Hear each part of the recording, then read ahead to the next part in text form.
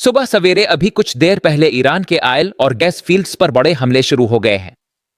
इसके साथ ही ईरान ने जबरदस्त जवाबी कार्रवाई भी की है। सऊदी अरब पर एक बार फिर हमले शुरू हो गए हैं। बहरीन को भी निशाना बनाया जा रहा है और इसराइल में तुल अबीब और खास तौर पर दीमोना में, जहां इसराइल का एटमी मरकज मीडियो रिसर्च सेंटर मौजूद है, वहां मिसाइल बरसना शुरू हो गए हैं। इसी दौरान एक बड़ी खबर अमेरिका से सामने आई है जिसका जिक्र जरूरी है। अमेरिका की रियासत टेक्सास में एक ऑयल रिफाइनरी में जोरदार धमाका हुआ है। लोगों में सवाल उठ रहा है कि यह क्या हुआ, कैसे हुआ और क्या इसका ईरान से कोई ताल्लुक है। इब्तिदाई इत्तलात के मुताबिक टेक्सास के पोर्ट आर्थर में वाक़ एक बड़ी ऑयल रिफाइनरी में एक इंडस्ट्रियल हीटर में धमाका हुआ, जिसके बाद शदीद आग भड़क उठी।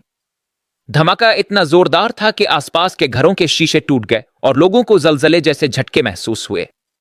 सीसीटीवी फुटेज भी इंतहाई खौफनाक मनाजिर दिखा रही है।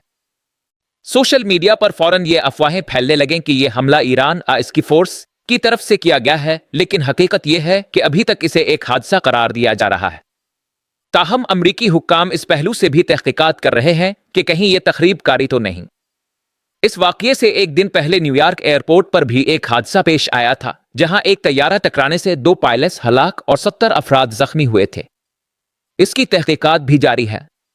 उधर मशरिक वस्ता में हालात मजीद कशीदा हो गए हैं। इत्तलात के मुताबिक ईरान में 3 अहम मकामात पर हमले किए गए।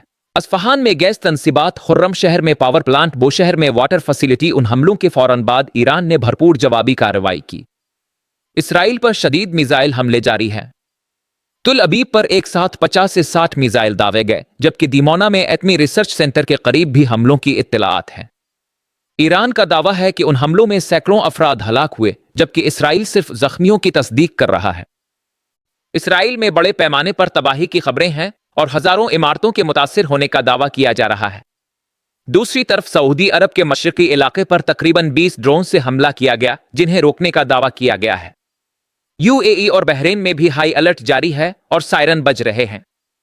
ईरान पहले ही खबरदार कर चुका था कि अगर उसके तवानाई के मराकज़ पर हमले किए गए तो वो भी खित्ते के दीगर ममालिक के ऑयल और गैस इंफ्रास्ट्रक्चर को निशाना बनाएगा। अब यही होता नजर आ रहा है। इराक के शहर अरबील में भी अमरीकी हिमायत याफ्ता कुर्द ठिकानों पर मिसाइल हमलों की इत्तलाआत है, जिससे जाहिर होता है कि अमरीकी अड्डे भी निशाने पर हैं। ईरान ने वाजे किया है कि न कोई जंग बंदी हो रही है और न ही किसी किस्म की बातचीत जारी है। उनका कहना है कि जंग तो जीत पर खत्म होगी, शहादत पर। उधर बरतानिया ने भी मशरिक वस्ता में अपने दिफाई निजाम भेजने का ऐलान किया है ताकि ईरानी मिसाइलों का मुकाबला किया जा सके। ईरान ने खबरदार किया है कि अगर मगरबी ममालिक ने मुदाखलत जारी रखी तो फिर वो भी महफूज नहीं रहेंगे। मजमूई तौर पर सूरत हाल इंतहाई संगीन है।